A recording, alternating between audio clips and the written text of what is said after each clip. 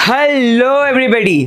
Tata memorial hospital, जी हाँ, one of the most renowned, one of the most well known hospitals.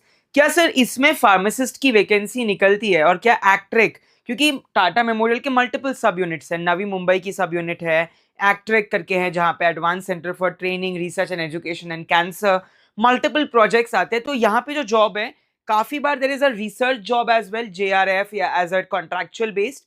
Many a times the job of pharmacist भी निकलती है। So sir जानते हैं उसके बारे में, eligibility, exam pattern, criteria and job role, के एग्जैक्टली सर फार्मासिस्ट में होता क्या है? तो टाटा मेमोरियल में ना एक होता है ऑनको फार्मासिस्ट, जो स्पेसिफिकली कैंसर वाला जो आउट पेशेंट डिपार्टमेंट है या इन पेशेंट डिपार्टमेंट है उसको केटर करता है। एक होता है जो एम्बुलेटरी पेशेंट्स या आउट पेशेंट्स के लिए स्पेसिफिक होता है, और एक होता है जो इन पेशेंट, जो इंडेंट फिलिंग वगैरह, फ्लोर स्टॉक डिस्ट्रीब्यूशन जब होता है, सो उसके लिए जो बास्केट भरनी होती है, मल्टीपल उसमें जो मेडिकेशंस होते हैं, कोल्ड चेन प्रोडक्ट्स वगैरह, उसके देख रेख करता है। सो जॉब रोल में अगर मैं बात करूँ, सो यहाँ पे है फार्मासिस्ट का TMC, Tata memorial centre, as well as ACTREC में अलग अलग यूनिट्स में होती है। रिस्पॉन्सिबिलिटीज क्या होती है? मेडिसिन को डिस्पेंस करना, वही जो एक हॉस्पिटल में फार्मासिस्ट का रोल होता है। ऑनको कैंसर प्रोडक्ट्स, क्योंकि वो बहुत ज़्यादा हमें वैक्सीन्स हो गई, जितने भी कोल्ड चेन प्रोडक्ट्स हैं, कैंसर कीमोथेरेपी ड्रग्स है, उसे बहुत केयरफुली हैंडल करना पड़ता है माय डियर।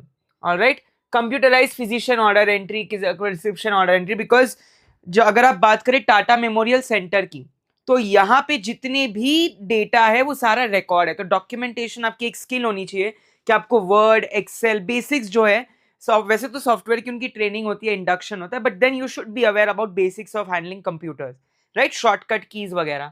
अब एलिजिबिलिटी सर, कौन कौन ये दे सकता है, क्या और इसकी एग्जाम होती है क्या, ये वॉक इन इंटरव्यू, तो थोड़ा उसके बारे में जानते हैं। डेफिनेटली आपको बी फार्म या डी फार्म दोनों ही एलिजिबल है, बट डी फार्म में एक्सपीरियंस मांगते हैं वो लोग, most of the times experience मांगते हैं, so you need an experience. Sir ऐसे ही कहीं से भी नहीं, PCI approved and AICTE approved institute हो तो वो बेटर रहता है, तो ही उन्हें प्रेफर किया जाता है। सर मेन बात तो है, ये पैसे कितने मिलते हैं, सैलरी, पे स्केल। सो DA HRA वगैरह अलग मिलता है, dear allowance, house rent allowance, ठीक है।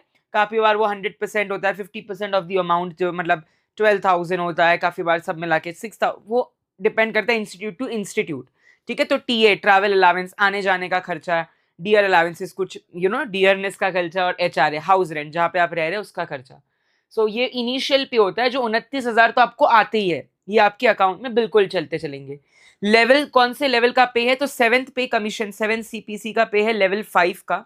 ऑलराइट, और मोस्टली अगर कॉन्ट्रैक्ट बेस्ड होता है ना, तो वो वॉक इन इंटरव्यूज होते हैं, उसमें कोई एग्जाम वगैरह नहीं होती। एंड अदर्स जो फार्मासिस्ट की रिक्रूटमेंट होती है, तो उसमें एग्जाम्स काफी, अगर कैंडिडेट्स हो गए तो एग्जाम्स की भी संभावना होती है कि उसमें एग्जाम्स हो, वरना और मोस्टली उसमें भी वॉक इन HR एंड आपका टेक्निकल नॉलेज, यही सारा शेयर किया जाता है।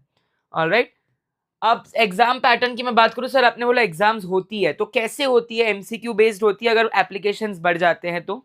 And skill test, skill test में क्या होता है? Clinical based, case based scenarios, आपको बोलेंगे कि आपके पास एक पेशेंट आया जिसको कम सुनाई दे रहा है, या आपके पास एक ऐसा पेशेंट आया जो डिप्रेशन में है, तो आप उसको कैसे काउंसिल करेंगे? Because we as a pharmacist, जब आप लोगों से कम्युनिकेट करते हो, काउंसिल करते हो, तो अलग अलग विभिन्न प्रकार के लोग आते हैं that you have to counsel, like men, women, कोई एंग्री, कोई बहुत शॉर्ट टेम्पर्ड होता है, जल्दी जिन्हें गुस्सा आता है, कोई जिन्हें दिखाई नहीं देता, जेरियाट्रिक जो बूढ़े लोग हैं, अगर काफी बार उनके पास कोई सपोर्ट नहीं होता तो वो खुद आते, तो उन्हें समझाना पड़ता है कि ये दवा इतनी बार इतने दिन में लेनी है, खाली पेट, आफ्टर फूड कैसे लेनी है, every small detail it's to be mentioned. Alright, so ये होती है आपकी स्किल टेस्ट, जहाँ पे आपकी क्षमता देखी जाती है कि आप किस तरीके से अलग अलग जो परिस्थितियों में अपने आप को संभालते हैं, और आप जो फार्मासिस्ट हो के एज अ पेशेंट को कैसे काउंसिल करते हैं, ट्रीट करते हैं। बेनिफिट्स और टर्म्स, बहुत बड़ा नाम है, टाटा मेमोरियल में काम करते तो डेफिनेटली, और pension, retirements as it is government, अगर ये काफ़ी अच्छे इंस्टीट्यूट्स में आपके, अगर कोई गवर्नमेंट प्रोजेक्ट्स वगैरह में जाते हैं आप, तो वो भी मिलते हैं परमानेंट पोस्ट्स पे ही। ऑल राइट, नॉट फॉर जो कॉन्ट्रैक्ट, अगर आपका बेस होगा तो कॉन्ट्रैक्ट खत्म होने के बाद आपको कोई पेंशन वगैरह नहीं मिलेगा, बट अगर परमानेंट पोस्ट होगी तो